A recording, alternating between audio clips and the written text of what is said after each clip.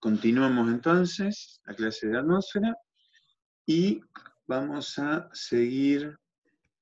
Marce, te preguntaba recién cuánto Recién éramos, cuánto habíamos ido. 26. Ah, está bien. Sé que faltan de entrar algunos, pero bueno.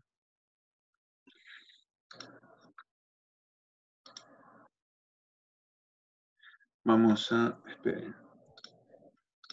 Acá, continuamos acá.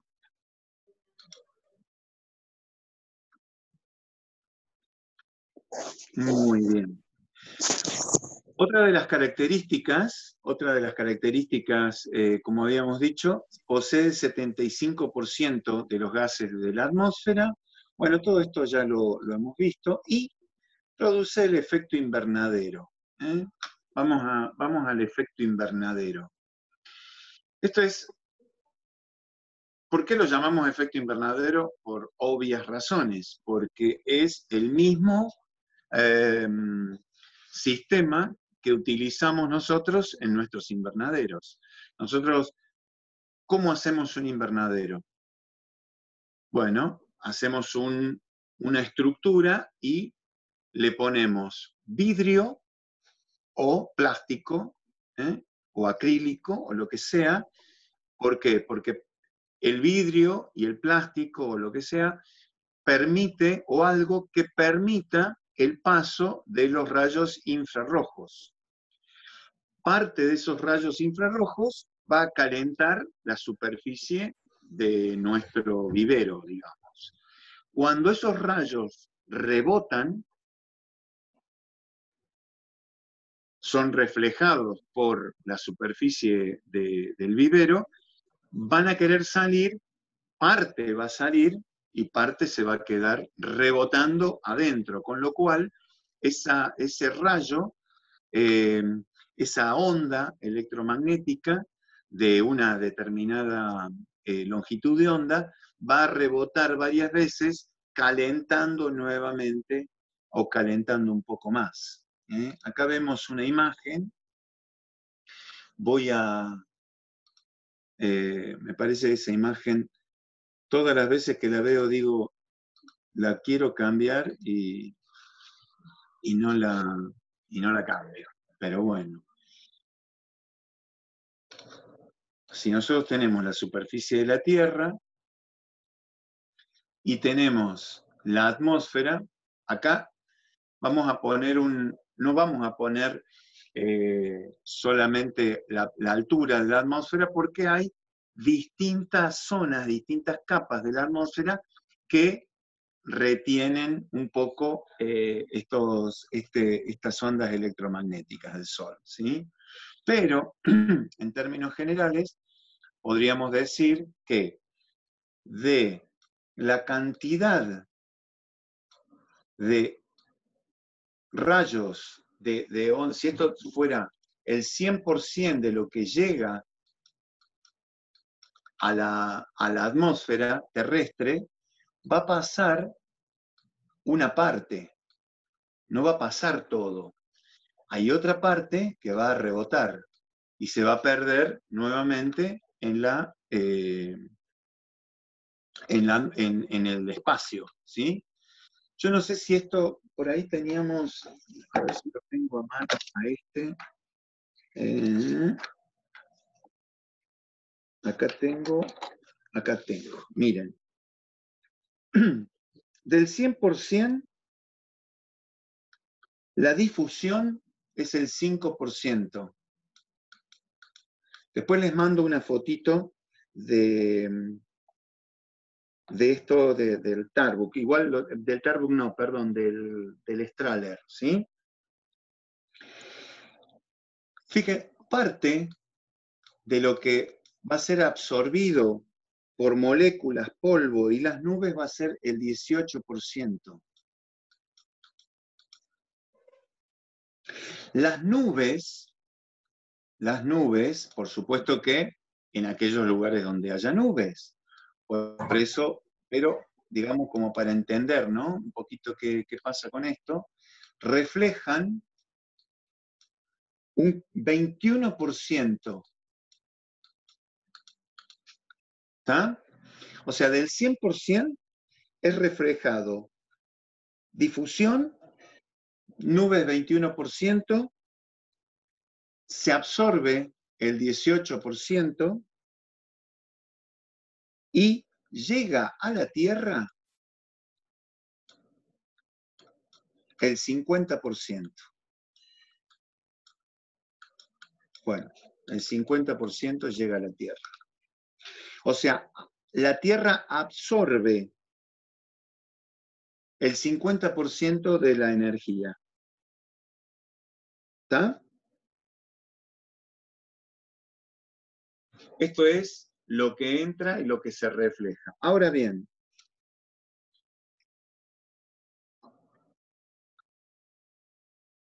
vuelve a salir de ese 50% el 90%. O sea que es radiada, rebota el 90%. No estoy muy seguro, tengo que verlo bien a esto, no estoy tan seguro porque hay un montón de info acá, un esquema, es bastante largo y no me lo estudié muy bien, chicos, así que me van a disculpar. Pero bueno, lo estoy viendo ahora porque acá hay valores que superan el 100%. Hay un valor latente que también es emitido por la Tierra. Y hay un calor sensible que también es emitido por la Tierra. O sea, fíjense, todo esto, el balance de la radiación genera justamente esta situación. Y cuando esto es, cuando este calor se devuelve, vuelve a producirse el rebote contra el vapor de agua. Lo mismo que es absorbido o rechazado. Entonces, el vapor de agua, el CO2, básicamente. Entonces, el CO2 y el agua generan nuevamente un rebote. Entonces, acá hay un incremento, vuelve a rebotar y se produce de nuevo. O sea que se produce, si esto fuera la Tierra y esta es la atmósfera, se produce como un zigzag, ¿no? Parte entra, parte rebota, parte vuelve a rebotar, parte de esto se pierde, hasta que, bueno, el rayo original queda diluido. ¿Se entiende? Entonces esto sería el efecto invernadero. ¿Está? Acá yo después les voy a subir este diagramita, que es un poquito más complejo, pero en términos generales, esto es más que suficiente, ¿no?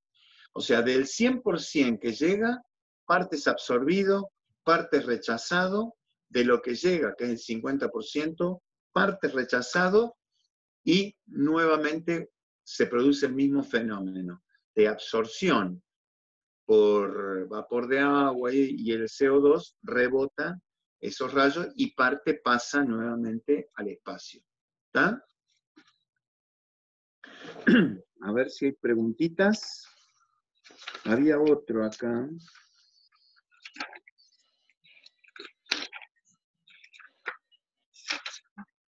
Piensen preguntas. A ver, alguna. ¿Está? Bueno, entonces. En este. Esto lo tengo que borrar, si no quedan todos los dibujitos marcados. Acá en esta imagen, como ven, es muy sencilla. Yo le voy a agregar esta otra, que es un poco más compleja, pero que ustedes tienen en el Straller, ¿sí? En el Dropbox. Lo pueden leer un poco, y aquellos que tengan un poquito más de ganas de leer. Es un tema interesante, es lindo, muy complejo también, hay que reconocerlo. ¿Ah? Ese sería el efecto invernadero. Entonces. ¿Entendieron más o menos? ¿Me logré explicarme?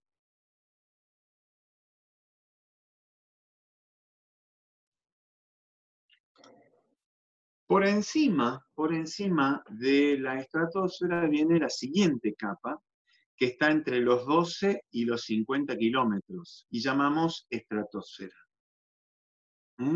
Y concentra el 19% de los gases. O sea que ya en los primeros 50 kilómetros tenemos 75 más 19, 94% de los gases presentes a los 50 kilómetros de latitud, ¿sí? O sea que el resto de los 950 kilómetros se reparte ese 6%. Y, obviamente, la estratosfera contiene la capa de ozono, que se encuentra entre los 12 y los 35 kilómetros de altitud. Bueno, acá comenta que son raras nubes. Hay unas nubes que se llaman cirros, que son esas nubes muy finitas que parecen como plumitas, que son las que se producen en estos sectores. Hay un poco de vapor de agua, justamente, y se producen en ciertos lugares estas nubecitas muy finitas. Los cirros, las plumitas. Muy bien, acá entonces venimos a ver, esperen, ahí está. A ver si acá se ve bien, ¿no? Sí, entonces vamos para ir parte por parte. Cachito, ¿no? Ahí está. Para que vean bien lo que sería la osogénesis. Osogénesis, muy bien. Ahora vamos a hablar directamente de la capa de ozono. Esperen, así queda esto bien. Ahí está. Fíjense, osogénesis. Nosotros vamos a recibimos del Sol todo el espectro electromagnético, como les decía, desde los rayos ultravioletas hasta los infrarrojos, pasando por todo el espectro visible, ¿sí? Entonces, parte de esos rayos ultravioletas los vamos a llamar ultravioletas C, los UVC, son menores a 240 nanómetros. Recuerden que por encima de los 300 y pico ya comienza el espectro visible, ¿sí? Digamos, la longitud de onda que nuestros ojos pueden ver. Estos no los vemos simplemente, no somos capaces, nuestro ojo no alcanza a ver esta longitud de onda. Entonces, esa radiación rompe las moléculas de oxígeno. Se rompe la ligadura y se divide en dos átomos libres.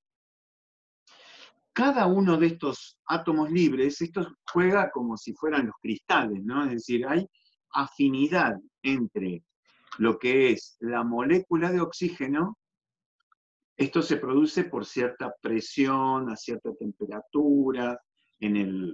Por supuesto que esto también lo podemos hacer en laboratorio, ¿no? De hecho, hay ozonizadores. Ustedes pueden, no sé, buscar en el Mercado Libre ozonizador y se compran un ozonizador y fabrican ozono. El ozono muchas veces sirve también como un desinfectante del agua. Nosotros, de hecho, yo la otra vez había comprado uno, fabrica ozono, ponemos una bochita, digamos, de la punta de donde sale el ozono, la metemos en el agua y desinfectamos el agua. O sea que esta ozogénesis es algo que se produce de forma natural o también se produce de forma artificial. En este caso estamos hablando de la forma natural que se produce a los... no estoy grabando. ¿O sí? Sí, estoy grabando. Ya me había olvidado. Está grabando. Muy bien. Entonces, tenemos... ¿Estoy grabando yo o está grabando alguien? No sé. Yo No, no. porque no me... Lo hice rápido. Quiero chequear nada más. No, está bien, estoy grabando. Ahí se ve. Quería chequear, discúlpenme. Disculpe, Entonces, profe, sí, ¿por qué es que se rompen? ¿Por la presión? no, por la radiación. Ah, por la radiación. Ah, Esa radiación tiene una longitud de onda. está bien. O sea, esto es una longitud de onda. Entonces, esa longitud de onda es capaz, por su tamaño, de romper la ligadura que hay entre este átomo de oxígeno y este otro átomo de oxígeno. La rompe. ¿Sí?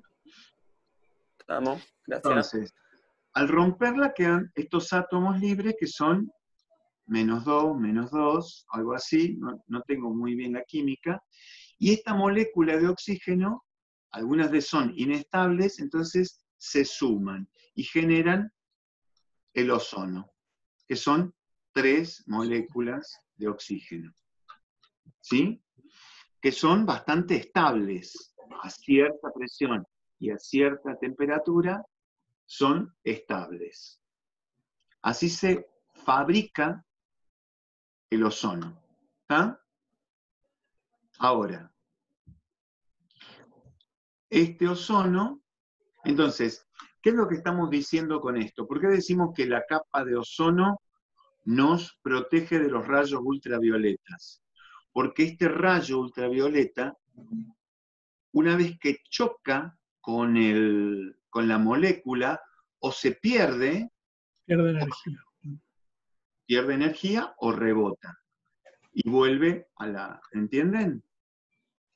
Entonces, rebota, chau, se fue, ya no pasa para la Tierra. O se absorbe. Se absorbe. Exactamente. Son las dos posibilidades. Muy bien. Ahora, en el caso de la ozonólisis, ¿qué genera la ozonólisis? Es la destrucción del ozono. Pero quien destruye el ozono no es la misma longitud de onda que veíamos recién, sino que son la radiación UVB, B larga, que va entre los 290 y los 310 nanómetros, como ven acá. Entonces, esta es otra longitud de onda que rompe al ozono. Esta sería una molécula, esto sería la molécula de ozono. Rompe la molécula de ozono. ¿Y cómo la rompe? La divide en el átomo de oxígeno, lo vuelve a soltar y genera una molécula de oxígeno. Esto es O2 y esto es O- con la valencia correspondiente a él. Este es una molécula, un átomo de oxígeno. Y el átomo de oxígeno, los átomos de oxígeno también generan este fenómeno. Esto se está produciendo todo el tiempo. Entonces, el átomo de oxígeno se suma a una molécula de ozono, la rompe y genera 2 moléculas de oxígeno, rompiendo la molécula de ozono. O sea, que el ozono puede romperse, ya sea por la radiación UVB o por la presencia de otro átomo de oxígeno. ¿Está? ¿La ven?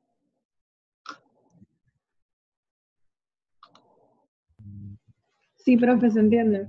No es una cosa que se la van a acordar y se la van a memorizar, pero el tema es entender que esto se está produciendo todo el tiempo. Si yo, por ejemplo, hiciera, voy a hacer otro de mis dibujos maravillosos, yo tengo, por un lado, la Tierra, por otro lado tengo la troposfera, 12 kilómetros, por otro lado tengo el límite de la estratosfera, o sea que tendríamos acá la troposfera y acá la estratosfera. ¿Estamos? El ozono se me va a producir más o menos en este sector.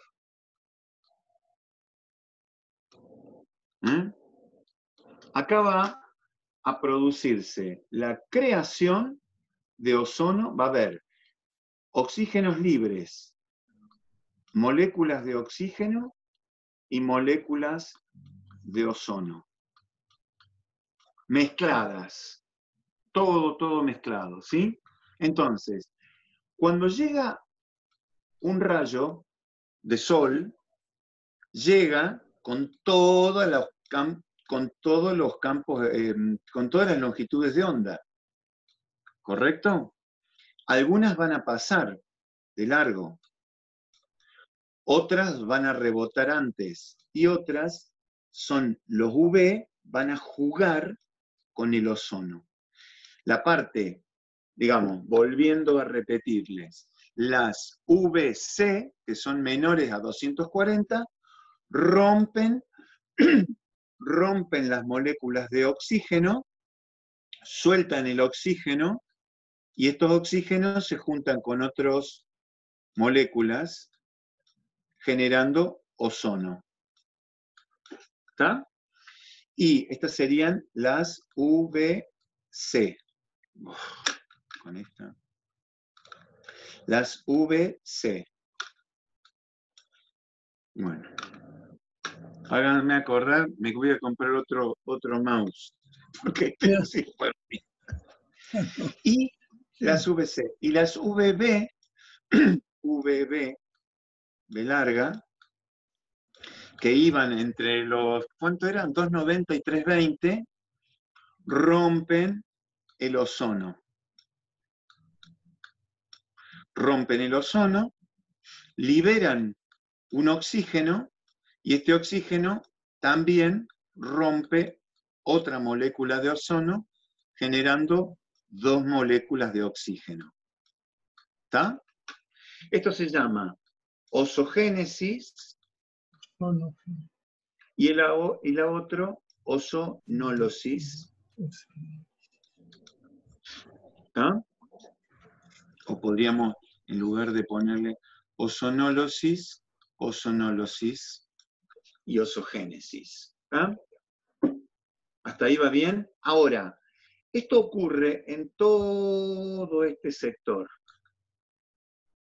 que a su vez, obviamente, es influido por los vientos que se producen, el movimiento del aire que se produce en este sector también, porque no es solamente que acá se produce movimiento de aire, sino también en la troposfera se produce movimiento de aire. ¿Ah? ¿Qué haces? Ok. Hay sectores, esto se produce todo el tiempo, es medido a lo largo, voy a borrar todo esto, es medido, por ejemplo, voy a hacer un círculo, hagan de cuenta que estoy dibujando la Tierra, Me salía mejor con el dedo, digamos, no tengo pantalla táctil, entonces... Y nosotros hacemos mediciones en distintos lugares del planeta. Tenemos lugares en distintos lugares del planeta. En los polos, en el Ecuador. Estos son puntos de muestreo de la capa de ozono a lo largo y a lo ancho de la Tierra. ¿Entienden esto, no? Muy bien. Estos valores, estos nos van a dar distintos valores a distintas alturas, pero si nosotros tomamos valores medios, vamos a decir así, de lo que es la capa de ozono, entre los 12 y los 50 kilómetros, vamos a tomar un valor medio. Entonces vamos a tener distintos valores y nos van a dar una serie de zonas con mayor o menor cantidad de ozono. Vamos a ir viendo qué valores tienen estos y vamos a ir generando líneas de igual valor. Esto se hace con la topografía, se hace con la temperatura, son las isolíneas, líneas de igual valor. ¿Igual valor de qué? Bueno, en el caso son líneas en donde el valor medio del ozono es el mismo. Podríamos nosotros hacer líneas de la misma temperatura, de la misma presión, de la misma altura en la superficie, en fin. Las isolíneas sirven justamente para delimitar áreas con distintos valores de lo que sea. ¿Sí? Entonces, en algunos lugares se ve que hay menor valor, menor densidad de ozono. Entonces, por eso lo llamamos el hueco o el agujero del ozono. Pero no es que, si nosotros tenemos la superficie de la Tierra, no es que se hacen un agujero acá y deja pasar los rayos ultravioleta para que nos incineremos, sino que si nosotros, haciendo la misma idea, nosotros vamos a tener una cantidad de ozono que va a ser un poco menor en estos sectores y mayores en estos. ¿Se entiende? Vamos a tener este formato. ¿Lo ven? O sea, donde acá va a haber menor densidad. Entonces el valor medio acá será, no sé, de 5, acá va a ser de 10, acá va a ser de 20. ¿Lo ven a esto? Este sería lo que nosotros estamos midiendo. Esto lo medimos de distintas formas, ¿no? Los globos meteorológicos sirven justamente para esto. Se están enviando todo el tiempo, ¿no? Hoy no sé cómo se mide el ozono, la verdad que no tengo... Los satélites. Con los satélites. Sí. Ah, bueno. Está. Muy bien. Imagínense, hoy medimos de todo. ¿Entienden hasta ahí? Ahora bien, tenemos un problema. ¿Cuál es? Que durante muchos años teníamos los clorofluocarbono, que son el CFC, esa sustancia, ese gas que se utilizaba mucho en los aerosoles. ¿Qué contenían el freón? CFC? ¿Cómo? El gas freón que se usaba para El todos los freón. heladeras, aire acondicionado. Tenía carbono, cloro y flúor. Entonces, este gas era tan abundante en la superficie, en la atmósfera, que se empezó a acumular en algunos sectores. Y La radiación UV rompía la molécula. Uno diría, bueno, entonces ayudaba, ¿no es cierto? Ayudaba a detener los rayos ultravioletas. Sí, puede ser que detenía alguno, pero cada uno de estos cloritos que se soltaban era capaz de romper miles, él solo, miles de moléculas de ozono. Entonces, esto se producía, el mismo átomo repite la operación y puede romper miles de moléculas. ¿Está? Entonces, si bien detenía alguna radiación, también liberaba el cloro que era capaz de romper miles de átomos. Por eso se hicieron estudios y entonces obviamente empezaron a prohibirlo porque si no dijeron, bueno, si seguimos mandando cloro a la atmósfera, nos vamos a quedar sin ozono. Y sin ozono vamos a tener problemas. ¿Sí? Esto se llama la ozonólisis generada por el hombre. ¿Ah? Bueno, después lo vamos a repetir el viernes, así que vamos a volver a repetir este concepto y el de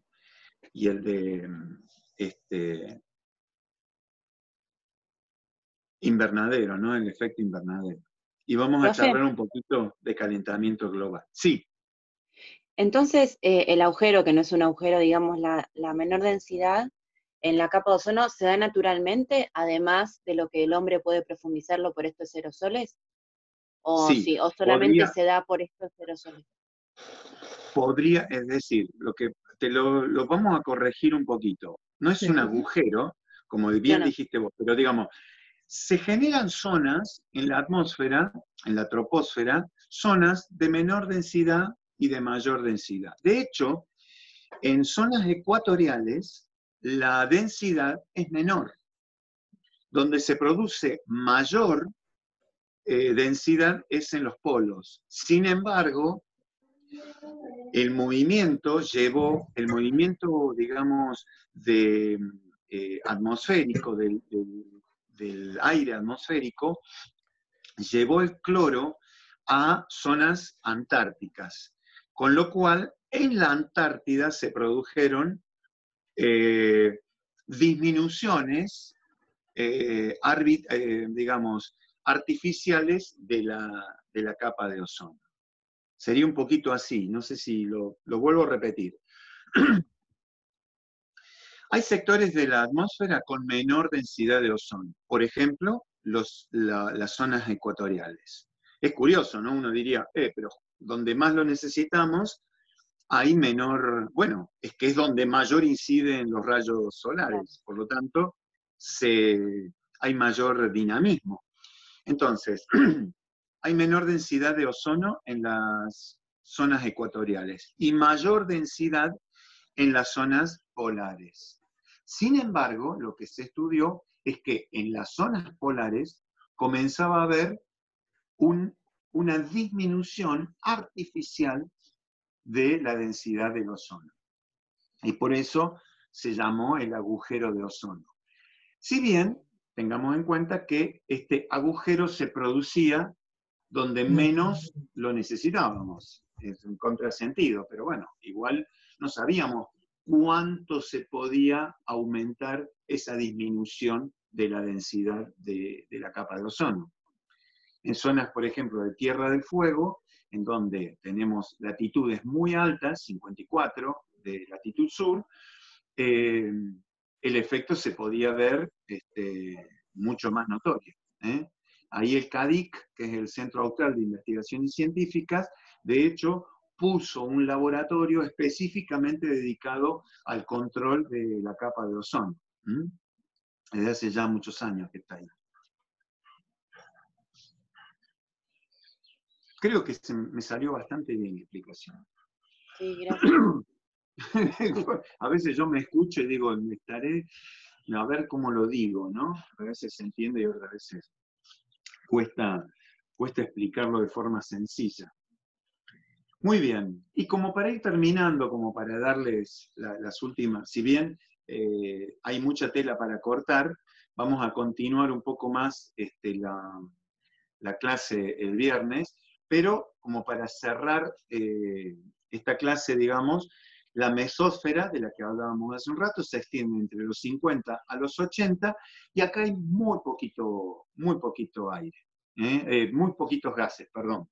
Sin embargo, es donde comienza a haber la suficiente cantidad de gases para que las rocas, los asteroides y los meteoritos que entran a la Tierra ya comiencen su desintegración. Por eso es el lugar donde se producen la mayor cantidad de estrellas fugaces. ¿Por qué? Porque es donde donde se desintegran la mayor cantidad de meteoritos.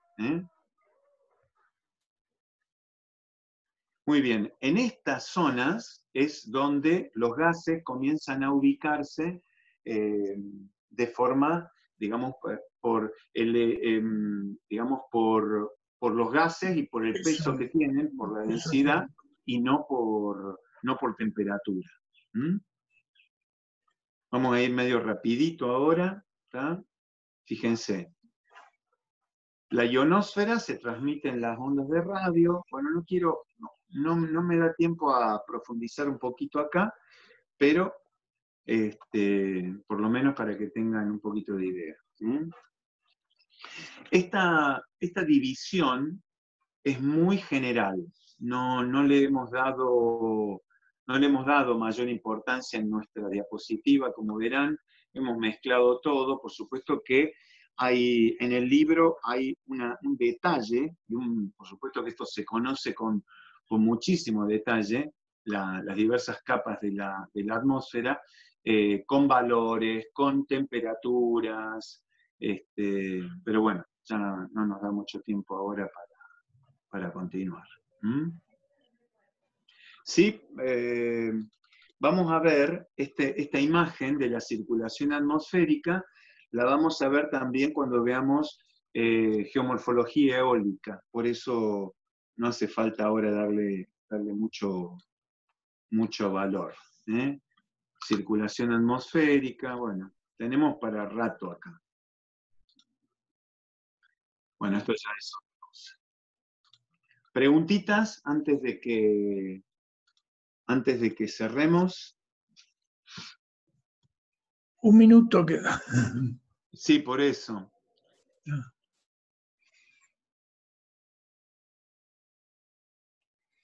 Bueno, preparen entonces algunas preguntas para la clase que viene, que es el viernes a la tarde. Yo entiendo que algunos no van a poder y van a aparecer otros, pero sí. Bueno, pueden mandar preguntas por mail o lo que sea.